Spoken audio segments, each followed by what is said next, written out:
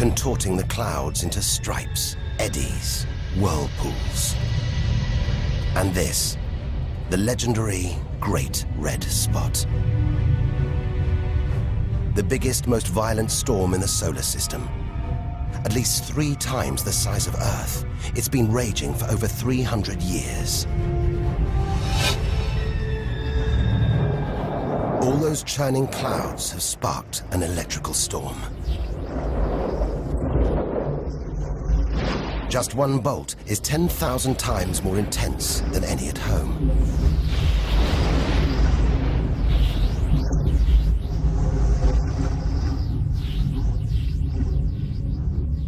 It seems the best place, the safest place to see Jupiter is from a distance. That's just beautiful, dancing round the poles like the aurora back home. But the Geiger counter is going wild. It seems even these are deadly, generated by lethal radiation pulled from space by Jupiter's powerful magnetic field. We're beginning to realize out here, nothing is what it seems. The universe is full of contradictions, deceptions, traps. Right now, we need a safe haven, somewhere to find our feet, catch our breath. Maybe this, the multicolored moon Io, is it?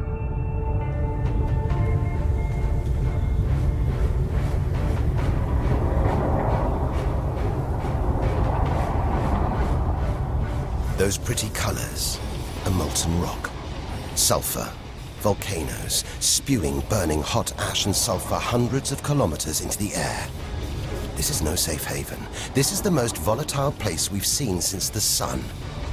Our magical journey to the edge of the universe is turning into a desperate flight. We've got to keep believing, hoping that amidst the dangers, there are wonders waiting to be discovered.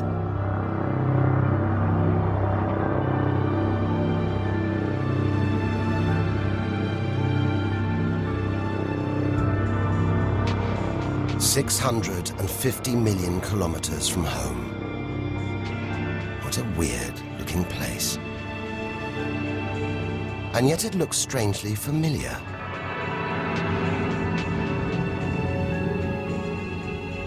A bit like the Arctic with all that ice, all those ridges and cracks.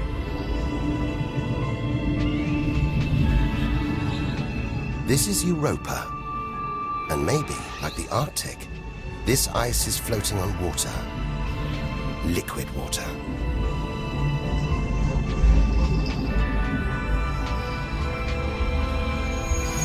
It's an intriguing thought. But we're 800 million kilometers from the sun. Surely Europa is frozen solid.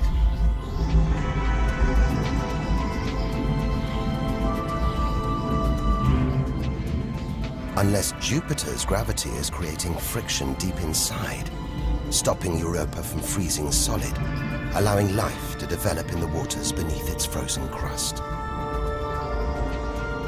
We might be meters away from aliens. From a whole ecosystem of microbes, crustaceans, maybe even squid. The only thing between us and the possibility of alien life, this layer of ice. But until we send a spacecraft to drill through the ice, Europa will remain one of the solar system's greatest mysteries.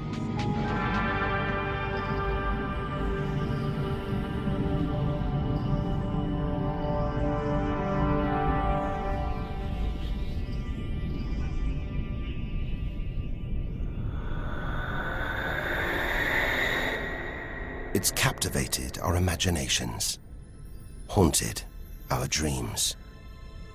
And here it is, spinning before our eyes. Saturn, the jewel in the solar system's crown. Seeing it makes everything we've experienced worthwhile. There's something magical about Saturn. A giant ball of gas, so light it would float on water. Its spectacular rings would stretch almost from Earth to the Moon, but they're just a few hundred meters deep. That's the Cassini orbiter. It's picking up ghostly radio emissions, probably generated by auroras around Saturn's poles. This is the real music of the spheres. And Cassini is telling us these rings are probably all that's left of a moon shattered by Saturn's gravitational pull. Incomparable beauty from total destruction.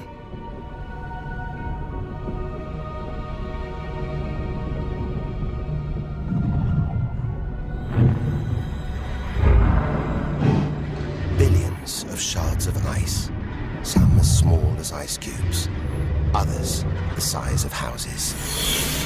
They collide, break apart, reassemble. It's like a snapshot of our early solar system, as dust and gas orbited the newly born sun, and gravity worked its magic, pulling the lumps together until from debris like this, our home emerged.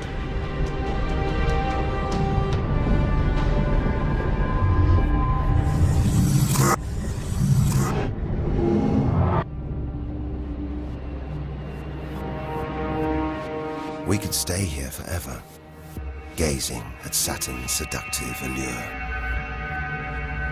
But we have to drag ourselves away. We've got so much further to go, so much more to learn. Which isn't easy when the largest object in sight is this moon, wrapped in thick clouds. Titan.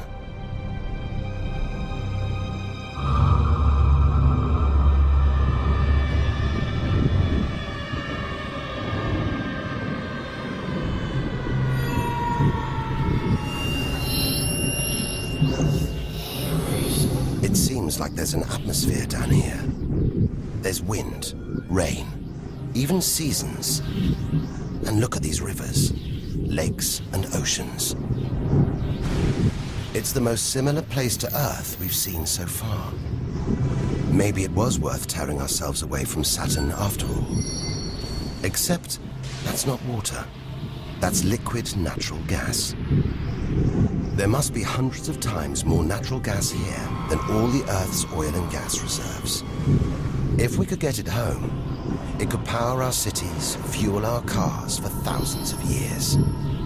Or maybe, one day, we could use it here to fuel a colony. Assuming there isn't life on Titan already. The Huygens space probe, dropped onto Titan's surface from Cassini, is here to find out. It's telling us there are organic materials in the soil, but it's so cold, minus 180 degrees. There's no way these could come together to form life. Unless Titan warms up. The sun is predicted to get hotter.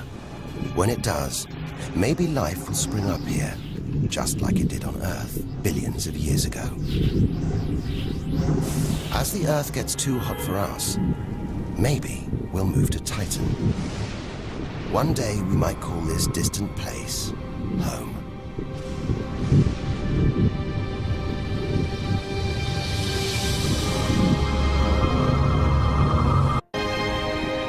Home. We're at least 1 billion kilometers away now. Beyond this point, we lose visual contact with the Earth. We're standing on a cliff, looking out into the solar system's mysterious outer reaches. If we want to understand the universe, to reach its edge, we have to jump.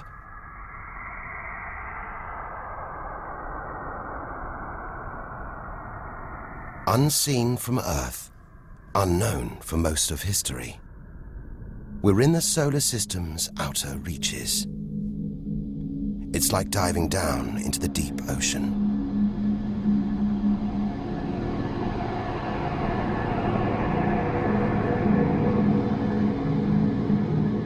Those rings. It looks like Uranus has been tilted off its axis, toppled over by a stray planet.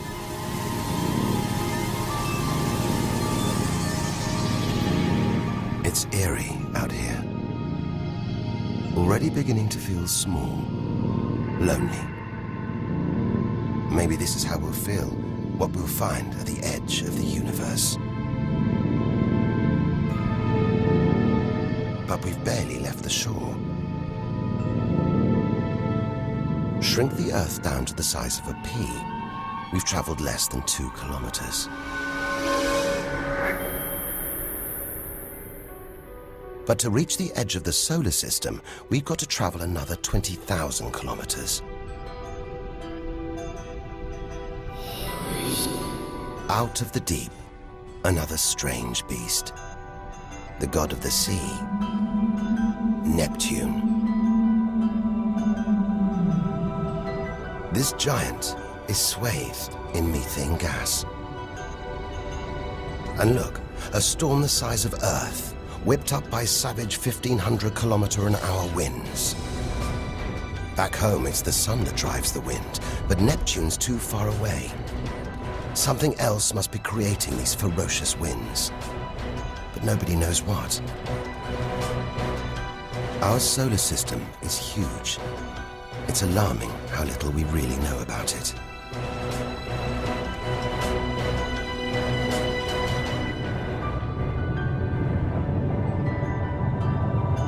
Plunging deeper, something to cling to. After all those balls of gas, a solid moon. Triton. Solid, but not stable. Just look at these geysers, cosmic chimneys pumping out strange soot. And this moon is going round Neptune in the opposite direction to the planet's spin. A cosmic battle of wills that this angry moon is always going to lose. Neptune's massive gravity is pulling on Triton, slowing it down, reeling it in.